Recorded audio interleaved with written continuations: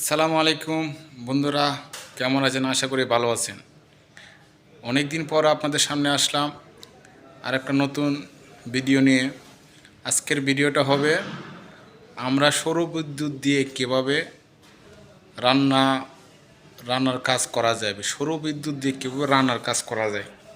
তো আপনাদের বাসায় যদি সৌর বিদ্যুৎ লাইন থাকে তাহলে আপনারা রান্নার কাজ সম্পূর্ণ করতে পারবেন।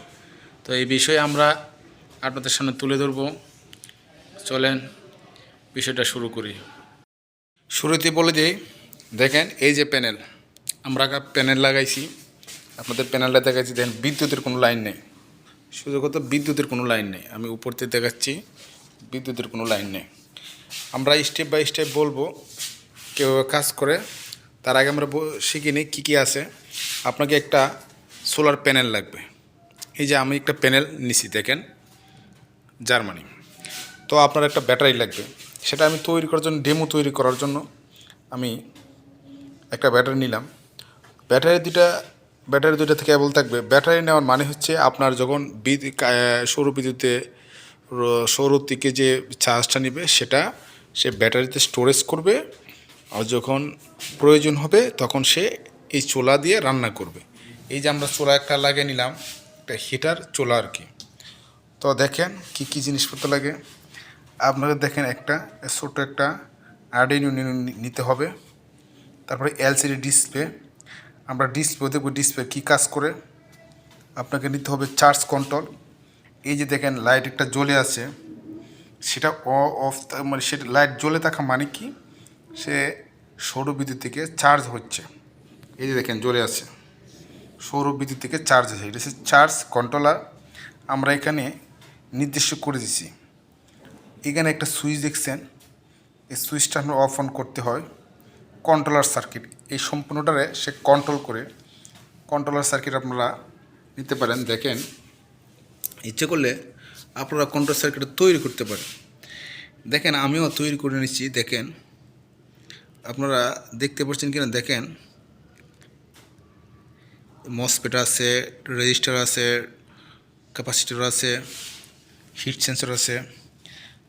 তারপর আপনাকে নিতে হবে বুস্ট কনভার্টার সার্কিট। আপনারা দেখতে পাচ্ছেন বুস্ট কনভার্টার সার্কিট। হ্যাঁ, সুইচ অফ অন করার জন্য সুইচ আমরা নির্দিষ্ট করেছি কোনটা কত ওয়ার্ডের। আমার ভিডিওটা আমি এক হাতে ধরে করতেছি, তো 12 ভোল্ট,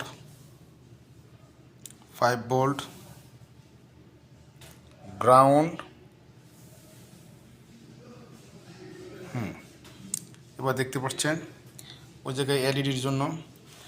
আর এটাতে এসে কি আপনার রাইস, এই যে কুকারটা যে চলবে তার কেবলটা, মানে আপনার সোলারটা যে চলবে, সোলার ভিতরে আমরা তার দিয়ে একটা তৈরি করে নিলাম আর কি।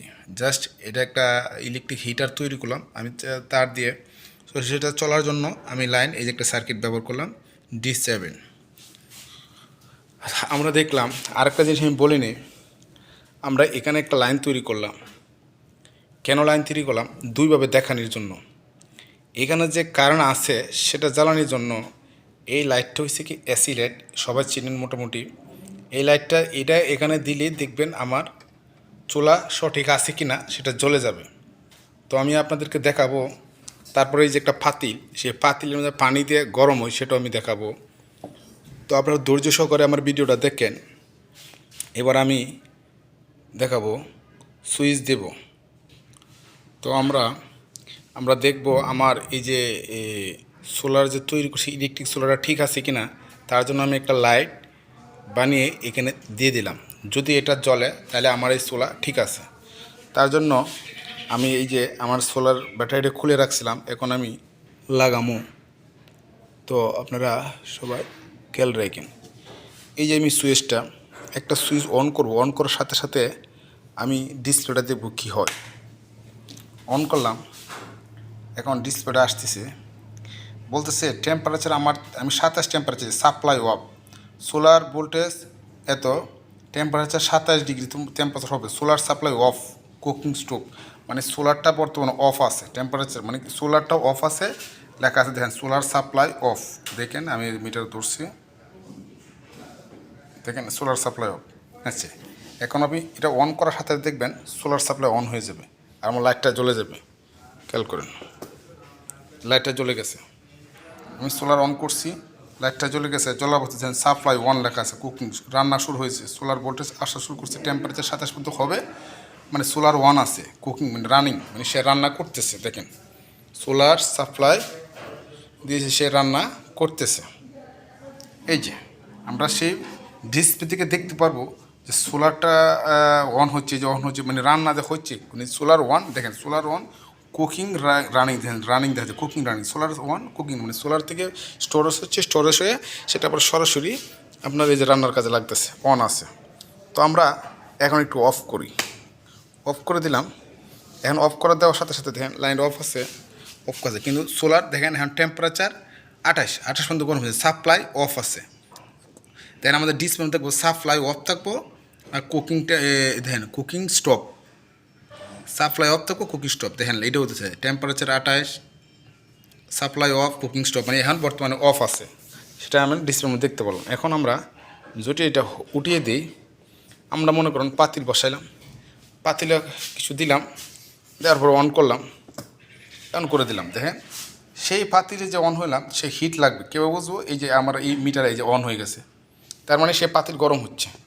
এই যে অনেক গরম হয়ে গেছে, ও অনেক গরম, আমি পানি দিই নাই, ও অনেক গরম, অনেক গরম হয়ে গেছে, পাতিল গরম হয়েছে। তাই আমি এখন অফ করে দিই। দেখেন যে সোলার, আমি আবার দেখেছি সোলার অন আছে অলরেডি, এই যে সোলার অন হয়ে গেছে, কুকিং রানিং, কিন্তু এটা যদি লাইট দিতাম দেখতে পারতাম। তো এই যে আমি এখন অফ করে দিলাম, এই এটা অফ করে দিলাম, নামাই দিলাম, হাত দিয়ে ধরি, অনেক গরম, অনেক গরম, ও বাবারি হাত পুড়ে যাওয়ার অবস্থা।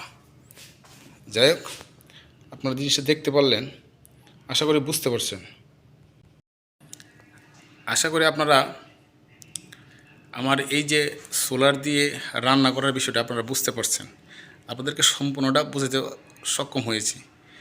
আপনারা তো আমরা এটা একটা প্রজেক্ট তৈরি করছি, আপনারা চাইলে এরকম প্রজেক্ট আপনারা তৈরি করতে পারেন। তো আশা করি যদি সবার কাছে ভিডিওটা ভালো লাগে, সবাই একটা লাইক শেয়ার করতে ভুলবেন না। অবশ্যই লাইক দিবেন, শেয়ার করবেন, আমাদের সাথে সবসময় একসাথে থাকবেন। লাইক দেওয়া মানে আমাদের সাথে আপনি আছেন। ওকে, সবাই ভালো থাকেন, সুস্থ থাকেন।